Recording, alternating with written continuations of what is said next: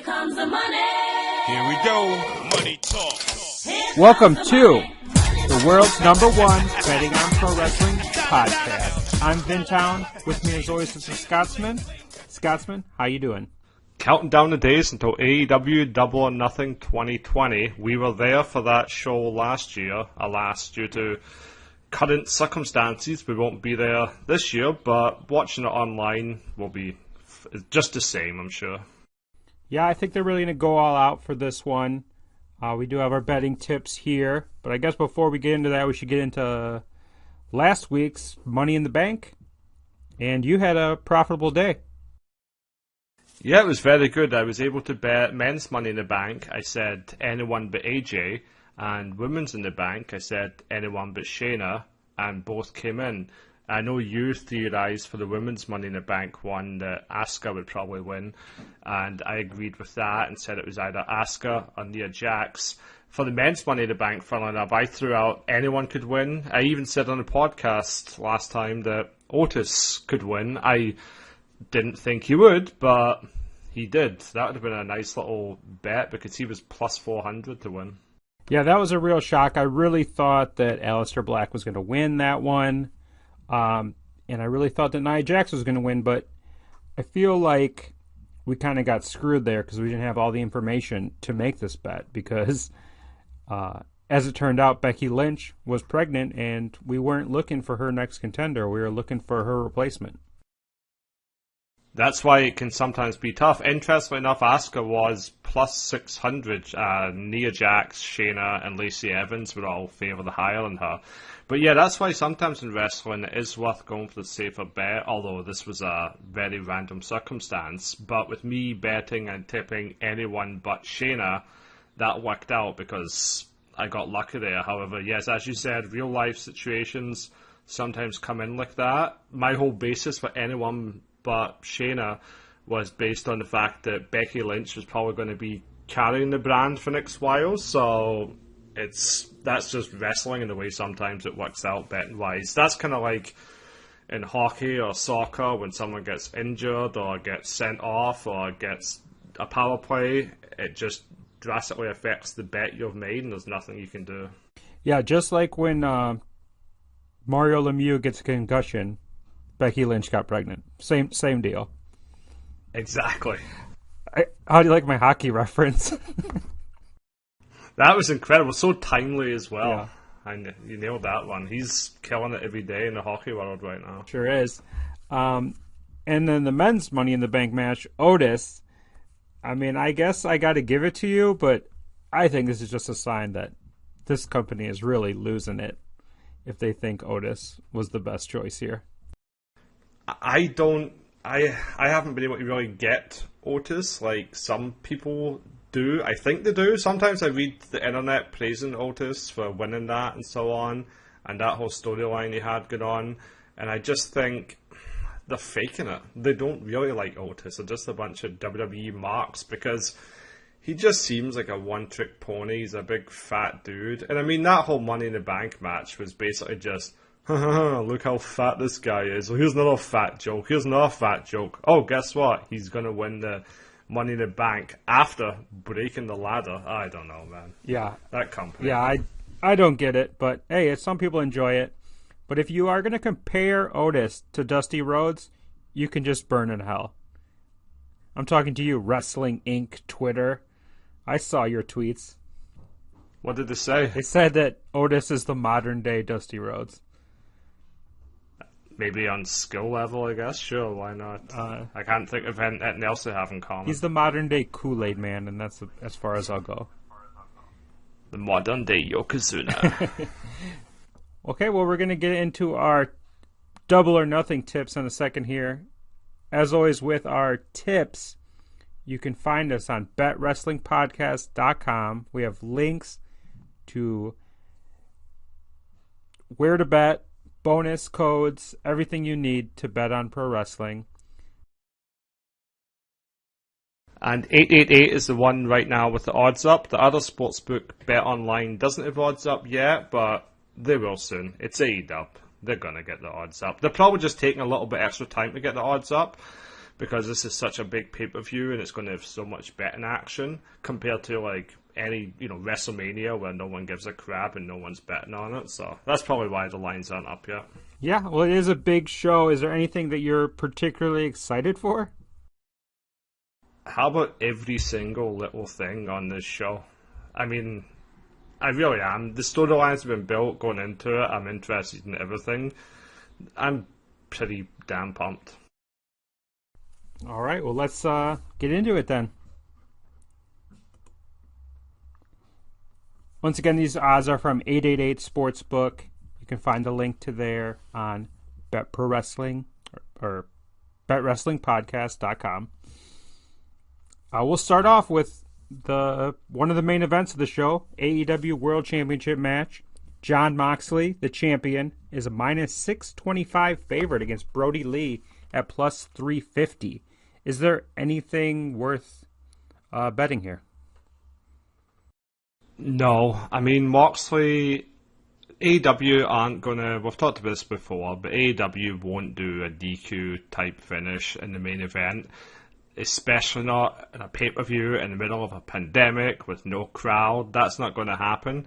Add on the fact that the casino ladder match, the winner gets to fight Mox, I guess. So that's like a short-term feud. So no, they can go another way with the Brody Lee storyline. There's no problem with Mox winning here. Mox winning every single day of the week. I mean, minus 625, not something I'd probably bet, but I've seen a lot worse bets at minus 625. Yeah, I agree 100%. Mox is not losing here. Brody Lee is, the Exalted One's a fun character. Dark Order, got some heat behind him. But he's too fresh off of WWE to win this. Like, he's still too much of a WWE guy. He's not established enough in AEW to beat Mox here. So, yeah. Yeah, and he's not the type of guy that really wins and losses will matter too much to his character, especially at this point. If anything, him losing due to bad interference by 10 or something like that would make even more sense. Yeah, this one, Mox, 100%. Lock of the week, as Brandon Lang would say. How'd you like my reference? Very 2 for the money, that's right. Great movie. Okay, up next we have MJF minus 910, the biggest favorite on this entire show, taking on Jungle Boy at plus 450. Do you see anything here?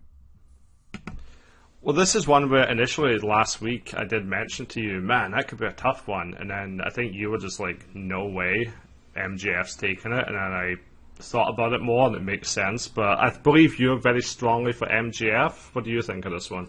It's funny. I've been thinking a lot about it. When you first said that, I totally dismissed you. MJF has never lost a singles match in AEW. He beat Cody at AEW Revolution. And Jungle Boy, I don't believe, has won a singles match in AEW, at least a non-dark singles match. That said, we got to look at future plans here.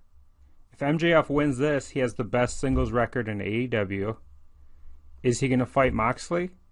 I don't know if they want to go that way. Is he going to fight Lance Archer or Cody? I don't know if they want to go that way.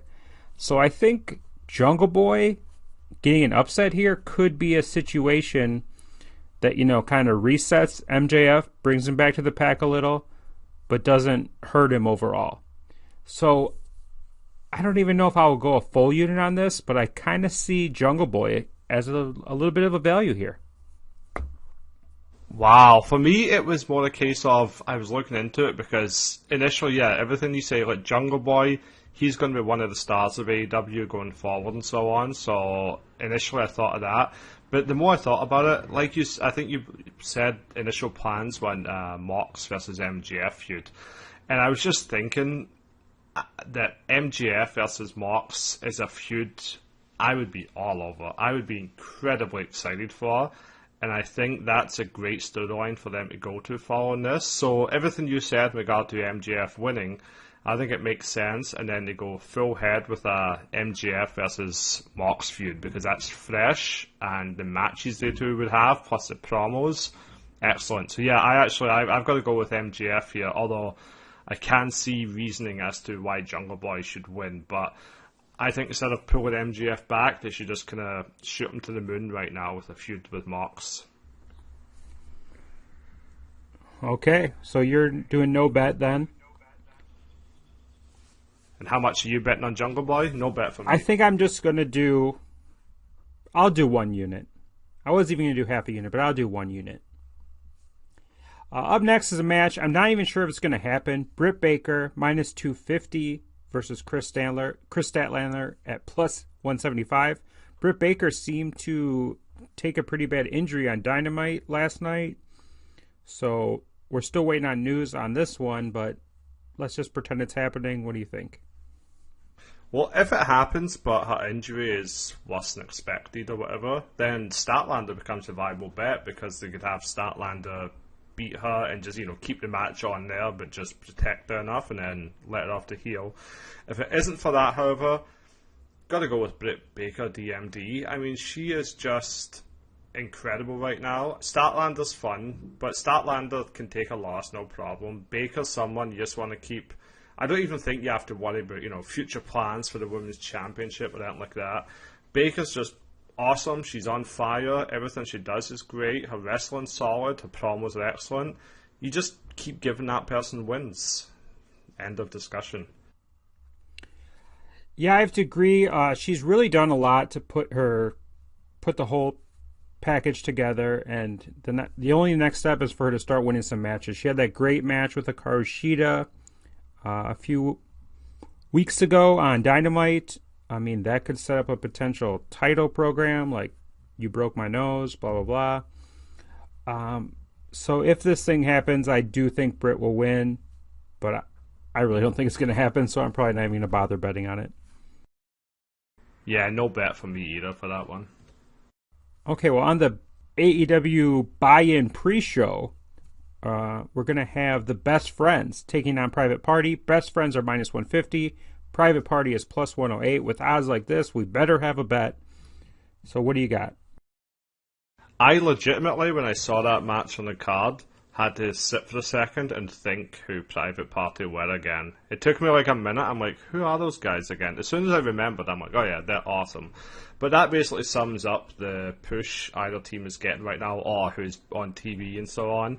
So for me, Best Friends all the way. They're the ones getting the push. They're kind of making them more like a legitimate tag team, They're not just a couple of guys that hug now. They're actually becoming a real force. Best Friends minus 150. 3 unit bet out of 5. Oh my. Oh my. Oh my. I love the Best Friends. When my wife hears this, she's going to get mad at me, but it is what it is. I got to go the other way. Private Party. They upset the Young Bucks in the AEW title tournament. And if we're looking at a team who's going to face Hangman and Kenny Omega, I don't think it's going to be the Best Friends. I think it's going to be Private Party. They have a little history between them. Kenny Omega still owes Private Party $12 for a drink. I could see them getting the win here and then having a really, fast-paced AEW-style match on a Dynamite. Possibly upset. I'm not going to go that far, but I think that's more the direction they would go with this. I like Private Party. I just feel the momentum has stalled over the last little while. While for me, Best Friends have all the momentum. So I can see them winning for sure. I'd go Best Friends all the way. Okay, well, I'm just going to do 1 unit on Private Party, and we'll see what happens. Next up, I'm going to go AEW Women's Championship match. Nyla Rose won this title back in February. She's minus 167 here against Hikaru Shida, who's plus 120. This is a no disqualification, no count-out match. What's going on here, Scots? I've got to go with Nyla Rose. I just think she should be champion for a while. She's excellent. She's a force. She's promo-wise awesome. She does talented as all hell. But I just think you want to establish the division more, and Nyla Rose being champion for a while is the way to establish it. I would go with Rose here, and I'm actually going to bet the odds -167, not great. I would do 1 unit on Nyla Rose. Once again, I got to go against you here, and the reason is not because I disagree with you. I think that Nyla Rose should have a strong, dominant run, but I'm just looking at this AEW women's roster, and I don't know where she goes from here. Like, all the Yuka Sakazakis and Rihos of the world are in Japan, and they're not coming back to AEW for some time. So I'm looking at the scene, and we got Britt Baker, Chris Statlander, Hikaru Shida, Penelope Ford, and that's all the women that seem to really get time. And looking at that group, who is Nyla Rose going to face if she wins this? I can't think of anybody. So I could see Hikaru Shida getting a win in a big blow-off match with no disqualification, and then, she can get a rematch with Nyla, she can face Britt, she can face Penelope Ford. I think that's a better place for them to go right now. I'm just going to go 1 unit on Hikaru Shida plus 120. Well, that's where things are interesting, because first of all, you're considering the roster and what they have planned and so on. And then also, if you look at plans, they have Britt Baker versus Statlander on the card. So maybe their plans initially were Britt Baker to fight Shida after this, getting a long feud. So, but with Britt Baker's injury, maybe that turns all around again. So it's one of the interesting things about betting on wrestling, all the things you have to consider, and then how things can change on a moment's notice due to one injury. We were just talking about how that injury may affect the Baker-Statlander match. That could affect the outcome of this match. Nyla Rose could have originally been scheduled to lose, and then if Baker is injured, Shida won't be able to feud with her anymore, so they might just keep the title on Rose. So it's an interesting one for sure. Yeah, and it's really a symptom of not having a strong enough women's roster right now and not giving them the time for where we know people. So I think Shida, but I could see Rose, but I do think it's a good value at 120. So how much are you betting on Shida? Just 1 unit. Okay, makes sense. Yeah, it's a very risky one. This is one where it's almost not worth betting either side because of all the factors that come into this one. Okay, we also have the finals of the AEW TNT Championship Tournament. The match has been built up like no other for these past few months. We have Lance Archer taking on Cody. Archer is a big favorite, -177. Cody plus 125. This is a big one. What do you got for me? This one is very tough because I've got a working theory that I'm not sure is true, but it's been going on for the last little while, which is that Cody is slowly planting the seeds or the roots for a heel turn. And he's doing that with all these little things he does on Dynamite week in, week out, just to piss people off a little bit more. For example, last week on Dynamite, he had that stupid segment where he's in his truck, revving up the engine, he drives it 6 feet, smashes into the barricade, and then goes, that was just the dumbest thing. And it was one of the things where even all the AEW stans, such as myself, were crapping all over it. But the way AEW plants the seeds, like just look at the whole Hangman storyline, how in any storyline where you can just trace it back, these could be little things where it's Cody just trying to get the internet to turn against him slowly and eventually turn heel. And so if I'm gonna bet based on that theory that Cody's just doing these little things each week to have everyone slowly hate him, Reigns, Cena level before he turns heel, then I think Cody wins, because the story of him right now is he's not able to get another title shot, but then in the company he decides that he partly owns, he creates a new title and becomes a champion. That's the type of thing that I think will turn more people against him, and I think that's what he wants. It reminds me a lot of on WWE when they did the brand split and Triple H just came out and was given a new title on Raw from Eric Bischoff, and obviously people were ridiculously pissed off about that. It's the same thing there. I think they're actually going with that. I think Cody is turning heel and he's getting everyone turned against him slowly but surely, and this will just be another nail in the coffin for Cody's heel turn. I'm with you on the slow heel turn, but not with your reasoning here. I don't think they should copy anything that Triple H does. Even if it got people to hate him, that's the wrong kind of heat, in my opinion.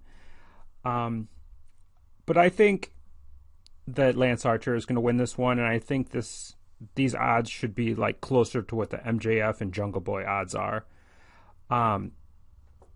Cody has been a choker throughout AEW. He faced Chris Jericho, and yeah, there are reasons he didn't win, but he didn't win when he said he had to. He faced MJF, a match that he wanted more than anything in the world, and he didn't win. He let his hubris get the best of him, and I think that's what's going to happen here. He's so overheated, so mad at Archer and Jake Roberts for what they did to Brandy, that it's ultimately going to cost him again. Also, on like a booking standpoint, AEW has two monster wrestlers going right now. Brody Lee, Lance Archer. They're both killing everyone they face, and they're both, just so dominant, so undefeated. One of those guys is losing tonight, and I just don't think that both of them are. Well, I've got to agree with you for most of that, really. It's one of those things where I think I've just worked myself into a shoot brother in terms of my mind is like on one track and I just can't switch it to that other track. I'm basically looking at it going, no, I've convinced myself by this Cody heel turn. Maybe it's just because I'm such an AEW stan. I'm sitting there going, oh yeah, Cody revving his engine for a minute before ramming it 6 feet into a barricade. That's just him wicking the internet, as opposed to just him being a idiot with that segment. So it's one where 100% I do agree with everything you say with Lance Archer. I just can't get off my whole heel turn theory. So I will do 1 unit on Cody, and I kind of hope, based on everything you said, that Lance Archer does win, because it makes sense, and I love me the Murderhawk. Yeah, I agree that he's going to turn heel, but I think it's going to be a slow burn. Like, we're only seeing the first signs of it now. This isn't WWE. They're not going to give it to you the exact moment you expect it. They're going to do it when it hurts the most. And I don't think this is then. Well, I don't think he's going to turn either. I just mean it's yet another thing where you're going to have more people bitching about Cody on the internet. My standing theory is that if you look at Roman Reigns and John Cena in WWE, fans slowly turned against them until eventually everyone was basically begging for them to turn heel. I think that's what AEW is doing with Cody, except they're actually going to turn them heel rather than be idiots like WWE were and just try and keep them face. So I think, to me, I definitely don't think Cody's turning heel on the next month or so. I just think this is a part of the slow build, and that's Cody winning the title that he created. Okay, well, I'm with you then, but I think, much like John Cena and Roman Reigns, people think a wrestler gets shoved down their throat when all they do is lose on pay-per-view. So that's what I think Cody's going to do here, and I believe it more than anything on this card. I'm going to go 4 units on Lance Archer. Holy crap. Your wife's going to hate you worse if you lose your house betting all that money on the Murderhawk than that whole betting against the best friends deal. Yeah, it's worth it. And then I'm presuming this is going to be the main event because it does not take place at the same stadium. It's going to take place at the Jaguars football stadium. We have the Inner Circle, minus 150, taking on Matt Hardy, the Young Bucks, Adam Page, and Kenny Omega. Inner Circle is minus 150. Matt Hardy and the Elite are plus 108. This is the biggest match of the show. I'm thinking this is a replacement for the Blood and Guts / War Games match that we were supposed to get before the whole pandemic hit. And this is probably the toughest match on the card. Do you have any thoughts? I've thought a lot about this one, and the one thing I keep thinking is Inner Circle are so much more of a unit. They're the stable, it's kind of like how a tag team should beat two singles guys. Yeah, granted, it's a special circumstance, it's in a stadium, all that crap, but at the end of the day, the Inner Circle are a stable, while you've got the Elite plus Matt Hardy, so right there, they're not really a stable. Then you've got Hangman Page in there, who has his issues with the Elite. So unless they win simply... Plus, Kenny Omega, got beat up by Floyd, the baseball bat, on Dynamite. So I think Inner Circle have to win here. They're the stable. They should go over. Although I will take Hangman Page destroying each one of them single-handedly any day of the week. The Inner Circle are more of a unit. I agree with you there. They're getting along much better. That said, like on an individual basis, Matt Hardy, one of the most protected guys so far. Kenny Omega, the biggest star in AEW. Sorry, Adam Page, like the future world champion of AEW. You can't tell me any different. And the Young Bucks are the greatest tag team of the past 10 years. I mean, on a one-by-one basis, you got to go with the Elite. And I think this whole storyline of Hangman Page and the issues, I think it was all building to blow off at the Blood and Guts match. And I think they're just going to all build it and blow it off here instead. And a lot of people were expecting a heel turn, but I don't think that's the case. I think it's reunited and it feels so good. I think it's Adam Page finally getting to the same level as Kenny Omega, them looking at him as an equal. And maybe Kenny doesn't like that so much, but that's a different story. But I do think this is going to finally be the Elite's revenge on the Inner Circle. And I think they're going to win this one. I gotta have a problem with something you said there. You said that the Young Bucks are like the greatest tag team in the last 10 years. Have you not been watching WWE Raw? Ricochet, Cedric Alexander, Two Fly Crew? Come on. Young Bucks are second place. Nothing wrong with that. But yeah, I'm saying like 2009 to 2019. I wasn't including 2020 yet. That's right, Two Fly Crew all the way. And as soon as they actually win a match, they're going to be going on fire. It'd be cool if Two Fly Crew is like an ECW, so they could come out to Two Live Crew. That would be good. I don't even know what to come out to right now. Just the tears of Ricochet, I think. Yeah. So you're going with the Inner Circle, and I'm going with the Elite. Is that the case here? It is. I will do 2 units on the Inner Circle. I just think stable storyline, that's the way to go. Keep them strong. Okay, I'm just going to go 1 unit on this. I do think there is... that we could see some stuff with Matt Hardy here. I don't know what it would be. But there could be some weirdness here. That's all I'll say about it. Yeah, there's a lot of ways this one could go. I mean, we don't even know what a Stadium Stampede match is going to be like. Is this going to be something that Matt Hardy himself books, or is it just going to be Carnage, like that AEW match a couple of weeks ago, with the forklift and all that? So it's a very tough one. I'll actually switch my bet to 1 unit, just because, I have no idea where it'll go. Maybe it'll be a cinematic one, such as Money in the Bank. Yeah, well, I hope not. I don't need Bruce Pritchard coming out of a toilet during this one. As long as they have lots of fat jokes about Chris Jericho, I'll take it.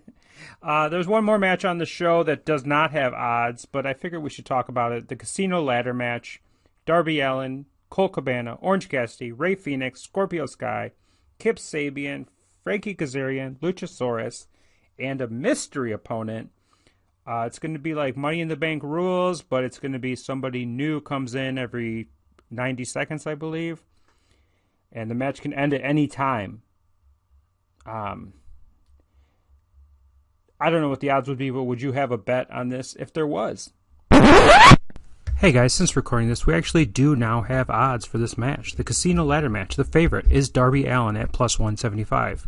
You can also bet the field, which includes the mystery entry 4 plus 275. Ray Phoenix plus 400. Orange Cassidy plus 700. Colt Cabana plus 900. Kazarian plus 1,000. Kip Sabian plus 1,000. Scorpio Sky plus 1,000. And Luchasaurus plus 1,200. Now, let's get back to the show and our uneducated opinions on this match. It's very tough to say because there's so many potential winners here, and depending on where they're going, I can't even remember the rules. Is that like they get a title shot, right? It's not set up for when though, just in the near future. I think it's just going to be a future match. I don't think it's going to be a Money in the Bank kind of thing. I don't think they would do something that stupid. I hope not. So it's very. And Mox could, assuming Mox wins, he's a champion. Do they have to do heel? I don't know, because for me, something fresh, like Mox versus Luchasaurus or Mox versus Darby Allin, I'm down with watching those matches, and I don't think AEW have any problem putting those types of matches on. So it leaves it extremely open. It's not like with Money in the Bank, for example, where we look at who the face is, and then we debate who's going to win because of the heel and so on. You know, it could be open to anyone. This is probably not one I would have a bet on, because I think you can make a case for at least 2 or 3 people in that match so far. I think it's Scorpio Sky. He's been getting those video packages lately. That's somebody they want to do something with. He would be my favorite, except that there's that mystery opponent, and there's so many names that it could be. It could be Rusev. It could be Zack Ryder. It could be Brian Cage. Yeah, and so that adds to it as well, right? So I don't think the mystery opponent will win. I don't know. I don't think it'll be a bigger letdown whoever the mystery opponent is, but I also think that they've just kind of thrown the mystery opponent in more because, hey, there's all these free agents out there. Get a buzz going over who it is, you know? So, because I don't even know how contracts are set up, if they could show up or not. Okay, well, that's it for AEW Double or Nothing. Do you want to go over your bets real quick? Yep, I did 3 units on the Best Friends. I did 1 unit on the Inner Circle, 1 unit on Nyla Rose, and 1 unit on the Triple H of AEW, Cody. Okay, and I did 1 unit on Jungle Boy, plus 450, 1 unit on Private Party, plus 108, 1 unit on Hikaru Shida, plus 120, 1 unit on The Elite at plus 108, and 4 units on Lance Archer at minus 177. I just realized that I took all the underdogs except for Lance Archer. Go Motherhawk. Okay, if you want more on pro wrestling betting, be sure to check out our website, betwrestlingpodcast.com. If you're interested in hearing more about last year's Double or Nothing, we do have the Babyface Bullies podcast with special guest, the Scotsman, where we talked about everything that happened last year, including Bret Hart and his fall. God, he's still falling to this day. But yeah, anything else you have for us this week? Nope, I'm good. My only concern is I hope Tony Khan blocked everyone from having sex over this past week. I don't want to make a bet on Cody and have it lose because he turns out to be pregnant or something like that. So, no sex rule, please, Tony. Thank you very much.